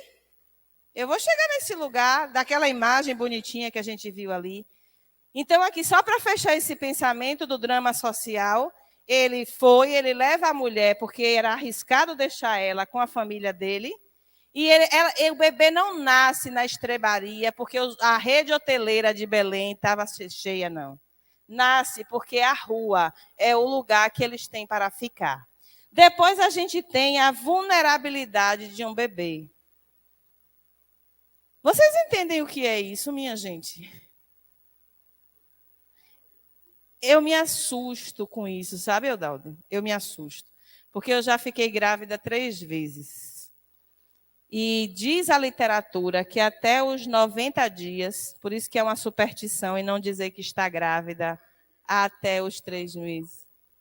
Em 90 dias, as chances desse embrião morrer são de quase 100%. É porque a vida insiste. Depois do 3º mês, cai para 40% as chances de você perder aquele bebê. E as chances de você perder, até porque nem sempre você tem consciência de que você está grávida. Uma tia minha perdeu um bebê porque não sabia que estava grávida e deu um salto daquele murinho do ferry-boat, lá em Bom Despacho. A gente tinha o costume de ir para a ilha, subir naquele murinho do quebra-mar e ficar dando caída para o outro lado. Ela não sabia que ela estava grávida, não. Deu 3 caídas, chegou em casa com uma menstruação muito forte. E quando foi ao hospital, ela tinha perdido um bebê. As chances de um bebê vingar, por incrível que pareça, são mínimas. Depois que esse neném nasce, o próprio exercício do nascer modifica a estrutura do crânio e a estrutura do cérebro do bebê. Quando esse bebê adentra este mundo, ele tem contato com todo tipo de patógeno. Ele precisa que o seu processo de respiração mude, porque ele respira líquido. E quando ele vem para fora, se esse pulmão não rasgar, se esses alvéolos não se abrirem, e se ele não receber aquela rajada de ar que a pressão atmosférica faz, empurrando o ar para dentro, ele vai morrer sufocado. Se ele engolir parto, ele também morre engasgado. Se não cortar o cordão com asepsia, né, com a limpeza necessária, aquilo ali infecciona. Até outro dia, os nossos bebês morriam do mal de 7 dias, que é tétano. Sabe Deus com que instrumento Maria e José conseguiram cortar o cordão de Jesus? Ele podia ter morrido naquele dia. Ele poderia não ter vingado. Os próximos 2 anos são 2 anos de uma síndrome chamada de síndrome do aniquilamento. Os bebês choram muito porque eles acham que vão perecer, vão morrer a qualquer momento. E é verdade. Quantas mães, inclusive nos textos bíblicos, deitam para dormir e acordam e os filhos estão mortos? Porque a vida é frágil, a vida está por um triz. Pois é, da morte e do amor, da vida, da paixão, de todas as coisas. E a gente vive dilematizado nisso. Quando Luísa nasceu, eu me lembro, ficava a Luísa no meio de uma bacia, de um travesseiro que a Leonai colocava no meio da mesa, e ficava eu, Nona, Cecília, as mulheres todas da casa, Nilza e Lourdes, a gente ficava ao redor, chocando o ovinho, para garantir que ele ia sobreviver. Não é, Wanda? Não é assim que mãe e que vó faz? Bota aquele negocinho ali no meio e você tem toda uma comunidade, as pessoas todas ao redor. Ao menor sinal de choro, a gente corre, porque aquela vida é frágil, porque ali qualquer coisa se perde. E a gente não dá conta de como refazer aquilo de novo. Deus não tinha 2 chances de trazer Jesus ao mundo através da virgindade de Maria. Tendo o bebê nascido, ela deixaria de ser virgem. Não tinha como trazer outro através da vida dela. Mas Deus pega seu filho, vai despindo ele enquanto ele vai descendo. O coloca no lugar da vulnerabilidade de um bebê e entrega na mão de uma menina e de um homem em construção. E confia a vida do seu próprio filho a essas 2 pessoas. E o rei, que deveria chegar com pompas e circunstâncias, diz que quando Elizabeth viaja, ela leva 1.800 quilos de bagagem. Betinha, da Inglaterra, a rainha. Sabe o que é 1.800 quilos de bagagem? É quanto excesso de bagagem isso aí? E paga em quanto? Diz que para cada evento ela leva 2 mudas de roupa diferentes para mudar de acordo com a ocasião. Aí leva a roupa para se alguém morrer no meio do caminho. Diz que ela leva assento de banheiro. Diz que dependendo do tempo que ela ficará em trânsito, ela leva 40 assentos de banheiro de pelica para ela fazer o que todo ser humano faz, com vontade ou sem vontade. Ela é rainha. E como é que chega o Rei dos Reis? Como é que chega Jesus no nosso mundo? Na vulnerabilidade do corpo de uma criança. E chorou muito. Mas o bebê está sempre quietinho, né? Na manjedoura. Plácido, lindo. Eu imagino que Jesus tenha sido igual a Nina. Chorava para dormir e acordava para chorar. Maria de olheira. Amamentar, porque não tinha nem outra coisa para dar ao bebê. E começar a amamentar não é fácil. Todo mundo acha que é natural, que vai brotar, que vai acontecer. Só a gente, né, Balbina? E Deus é que sabe como é começar a amamentar um bebê. Um bebê que poderia ter morrido a qualquer momento, mas ele preferiu chegar nessa condição de vulnerabilidade, de aprender a respirar, aprender a andar, aprender a falar, aprender tudo, para depois constituir-se naquele Jesus que se transformou, então, no Filho encarnado de Deus.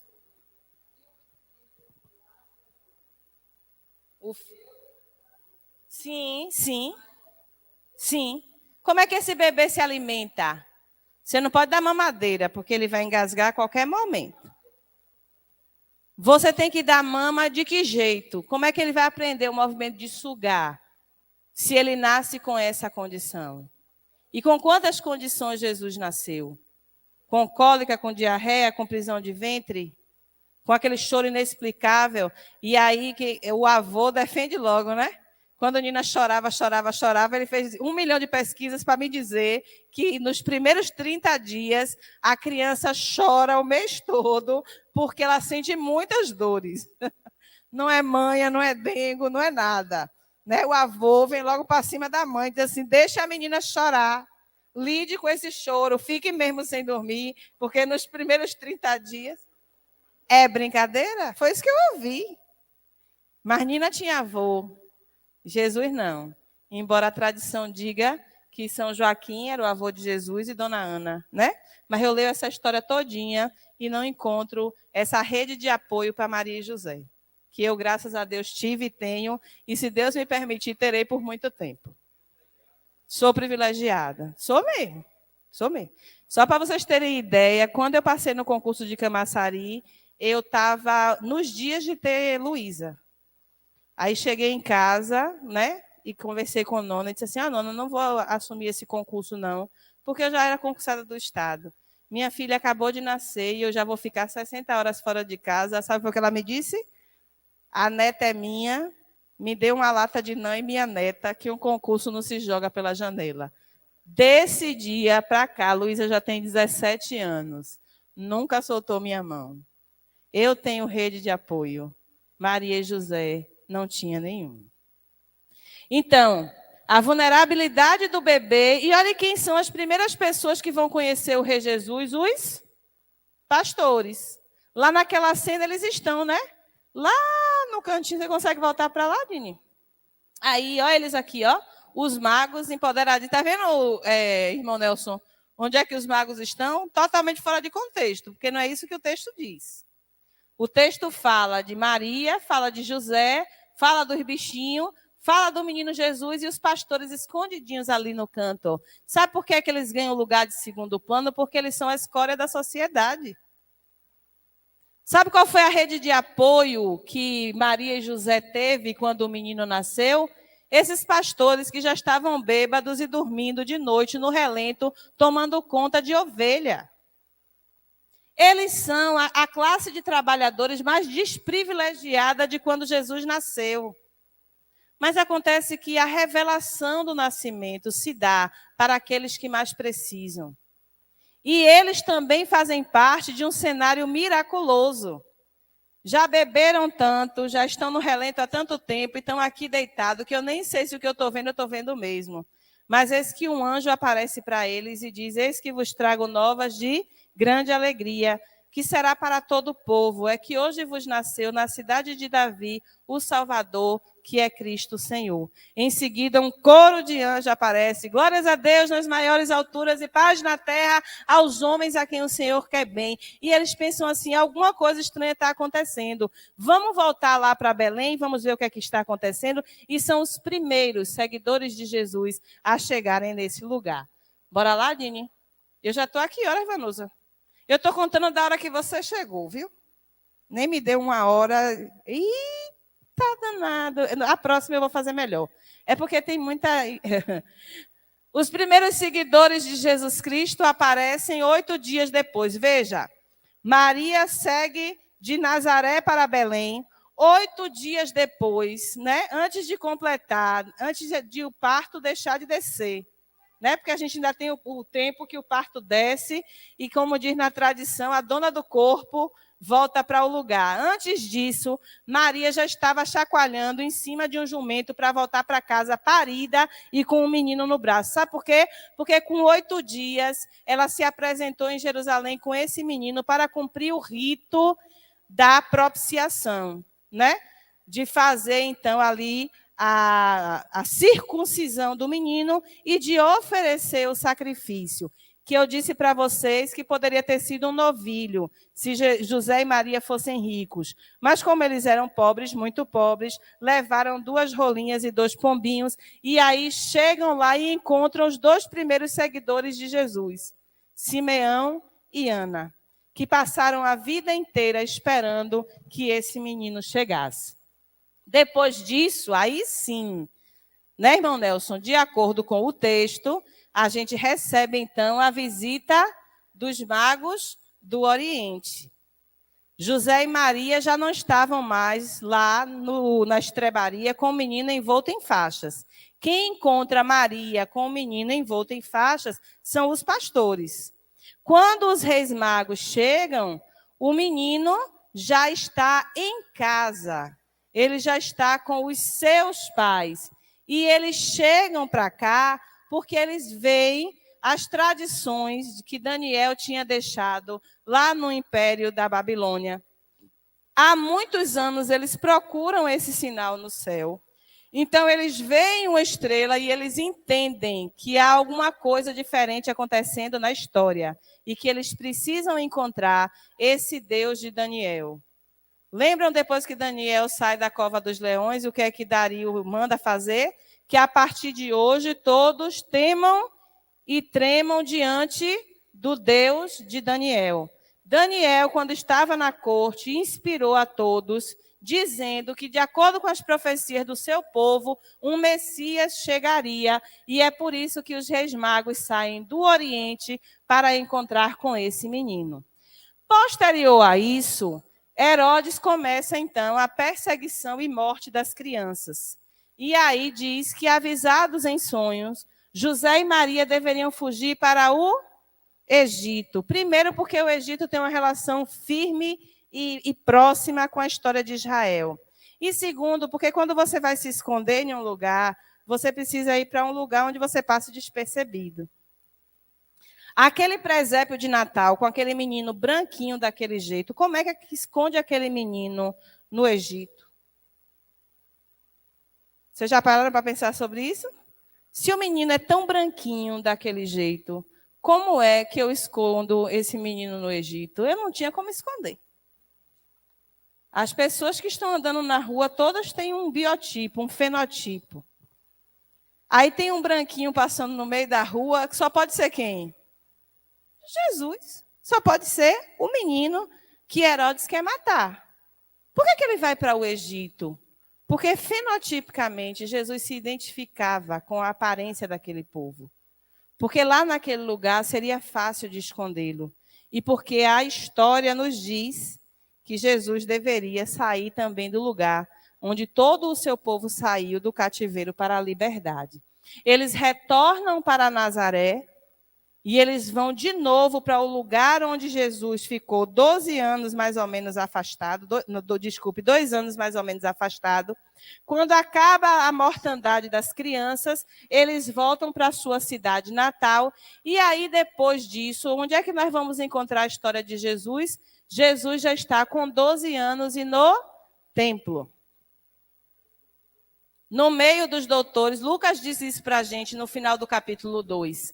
Onde é que a gente reencontra Jesus? A gente reencontra Jesus no templo, a gente reencontra Jesus com 12 anos, fazendo aquilo que toda criança judia fazia nesse tempo. Ele estava passando por um processo de iniciação na sociedade.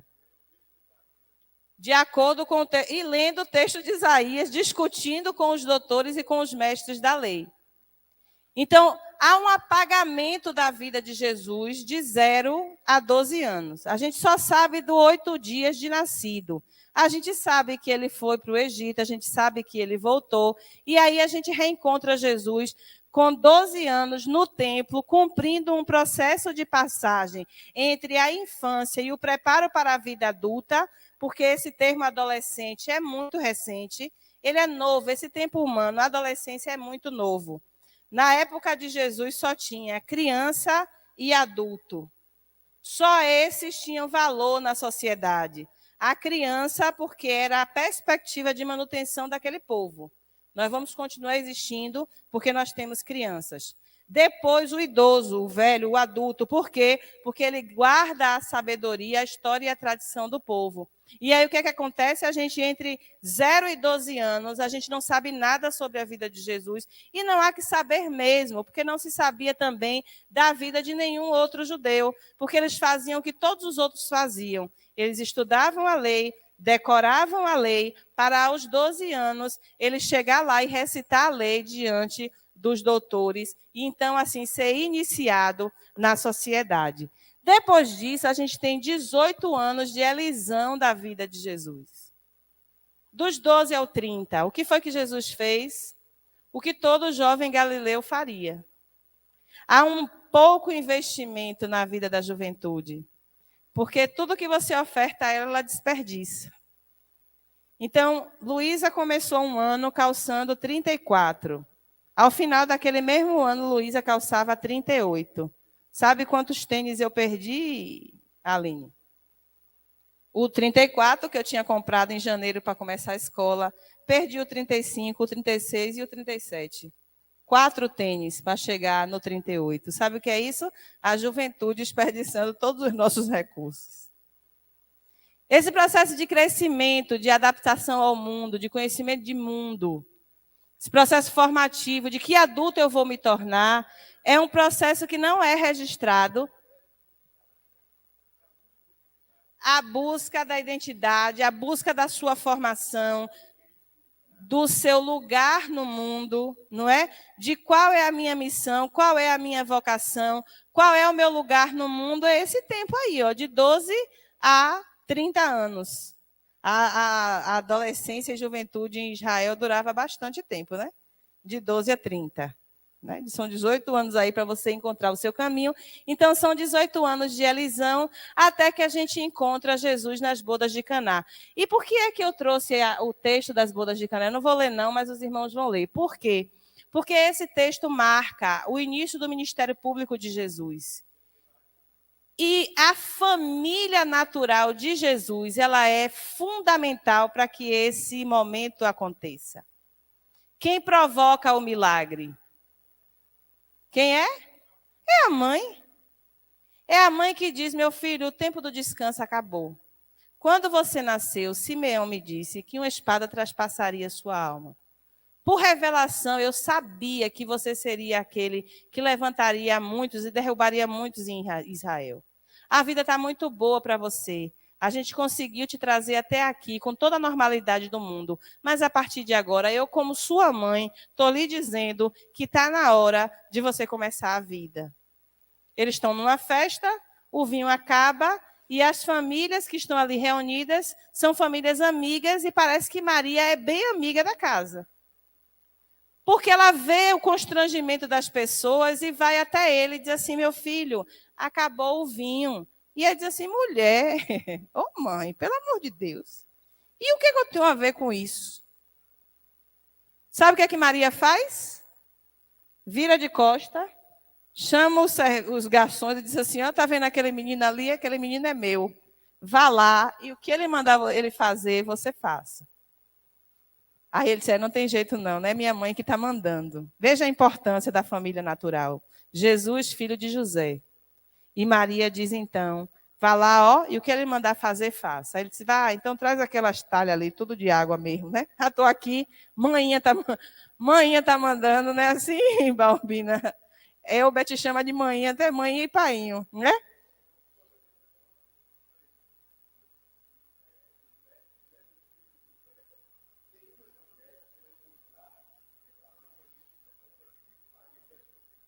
Jesus, filho de...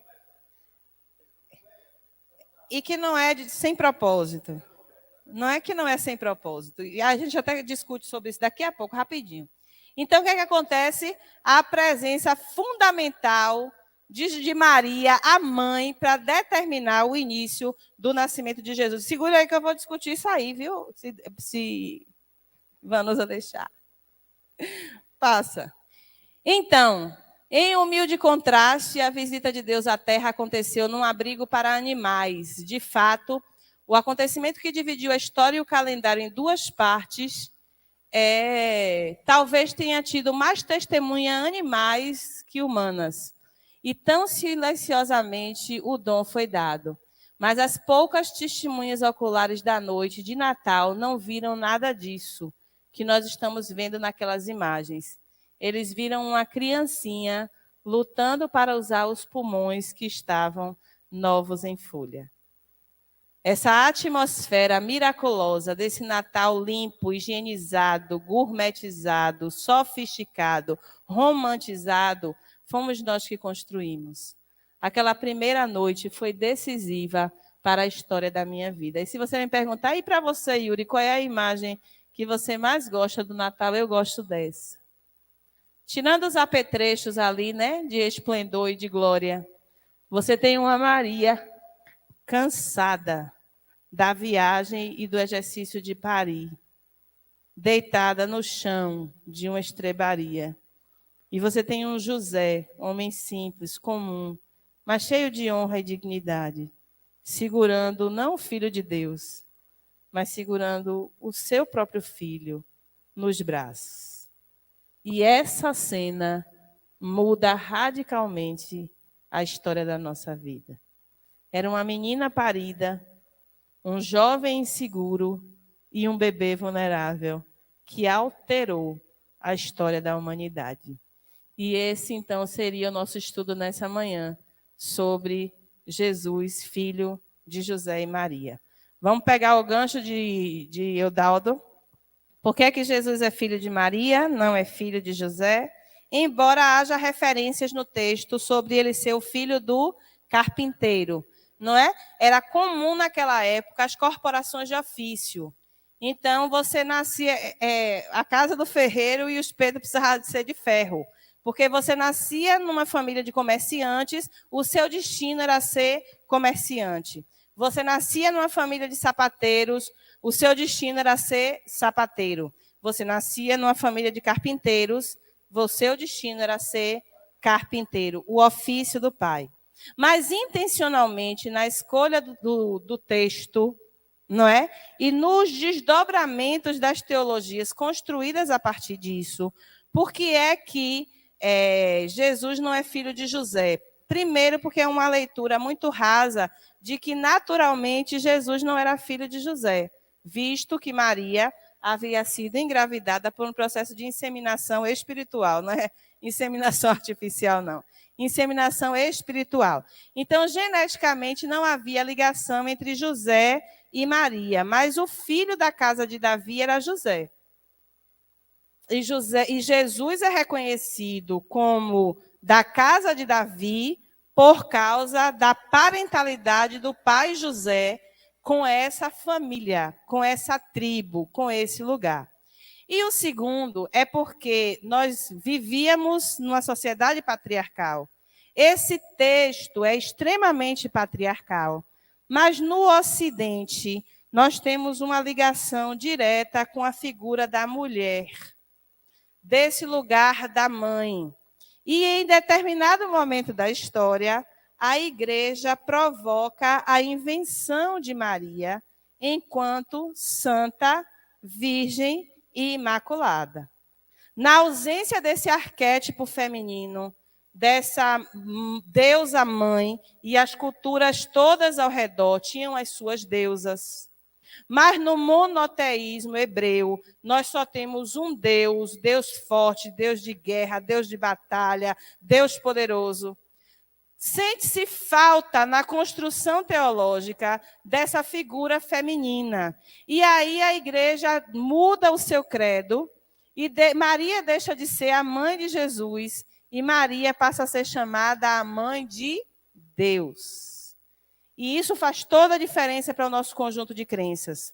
Uma coisa é ser mãe de Jesus, e outra coisa é ser mãe de Deus. Porque como mãe de Deus, ela alcança a posição de santa. Santa Maria, Mãe de Deus, rogai por nós pecadores, agora na hora da nossa morte. Amém. Então ela ganha o lugar de divindade, o lugar de santa, o lugar de mãe de Deus e o lugar de intercessora. Não é à toa que nós ouvíamos durante muito tempo, peça à mãe que o filho atende. Para dar a Maria, e por isso ele é o filho de Maria, essa condição de santa. E paralelo a isso, a igreja constrói uma outra imagem de identidade de mulher. Porque é a construção do mitos, não é do mito Maria, porque Maria não é uma figura mitológica, mas do mitos, enquanto história que explica a história. Não é? Então, C.S. Lewis vai dizer, por exemplo, que Jesus Cristo é o mitos verdadeiro. Compreendendo Jesus, eu consigo compreender a minha própria fé. Então, na constituição de Maria, enquanto esse mitos dessa feminilidade de Deus, que não está em Deus, mas está deslocada dele, você precisava criar um padrão de mulher. E aí a Bíblia pega uma outra para Cristo, porque você tem Maria de Nazaré e você tem Maria de Magdala. Qual é o exemplo de Maria que você deve seguir? Só tem duas possibilidades. Ou você é virtuosa como Maria de Nazaré, ou você é desvirtuada como Maria de Magdala, Maria de Madalena, que até hoje é conhecida como prostituta, coisa que a Bíblia nunca disse sobre ela.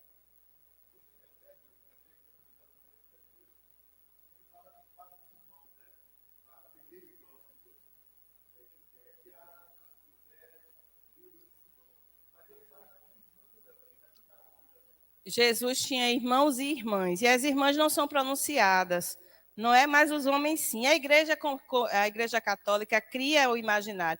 Olha quanta coisa você tem que criar para sustentar uma verdade que não é verdade, não é?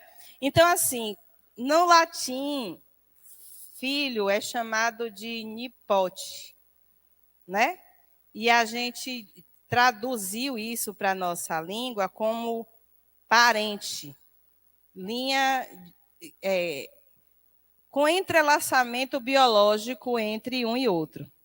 Então, no termo nipote, tanto Yasmin pode ser irmã de Binho, como Yasmin pode ser prima de Binho. Faz parte do mesmo clã, faz parte da mesma família. E a Igreja Católica pega esse termo e traduz para que esses que você citou, Judas, Tiago, olha, a Bíblia diz Tiago, irmão de Jesus. A Igreja Católica traduz isso para primo, que necessariamente eles não eram nascidos de Maria, mas que eles tinham graus de parentesco entre si. Pela revelação da palavra, eu creio que Maria teve seus outros filhos e teve suas filhas. As filhas, elas não são mencionadas porque o nome da mulher não é mencionado. E isso fala dos irmãos. E depois o próprio prefácio do livro de Tiago, Tiago, irmão de Jesus. Não é? É nascido da mesma mãe e do mesmo pai. embora Jesus não tenha tido um pai biológico. E a construção da família de Jesus é o que nós discutimos agora recentemente, o que são arranjos familiares. Jesus tem uma família nucleada e estendida, né? Tem o pai e tem a mãe, mas ele não é filho desse pai. Então, a própria família de Jesus já tem uma constituição fora do que é típico. Eu não vou nem chamar de normal, porque Deus sabe o que é normalidade, não é? Mas há um padrão típico. Qual é? Pai, mãe e filhos. Pois é. E Caetano Veloso diz: de perto ninguém é normal. É normal de longe, de perto ninguém é. Mas uma família típica. Né? Jesus já nasce nesse contexto. Por que é que ele é chamado filho de Maria? Por causa disso, porque a Igreja Católica precisava do empoderamento de não de uma deusa feminina, mas uma representatividade feminina que ocupasse esse lugar na vida da sociedade. E para empoderar Maria, tanto cria o mito de que os seus outros filhos são primos de Jesus, como precisa estabelecer a comparação entre Maria, a Virgem, e Madalena, a prostituta. A Bíblia só diz que Madalena é a mulher de quem Jesus expulsou 7 demônios, só isso.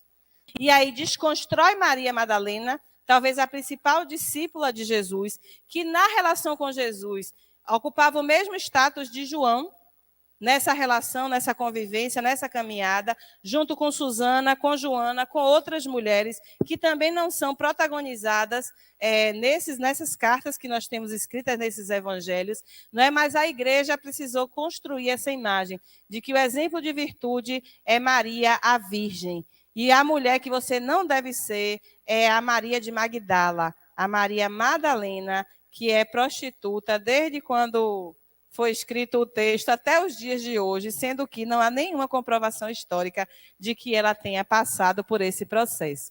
Essa é a família de Jesus, Jesus, filho de José, Vanusa, minha filha. Eu vou me disciplinar muito, muito. Agora, hoje a gente precisou ler muitos textos grandes. Então, quase 40 minutos aí foi só eu lendo a Bíblia, como o professor mandou, viu? Eu vou melhorar. Obrigada, meus irmãos.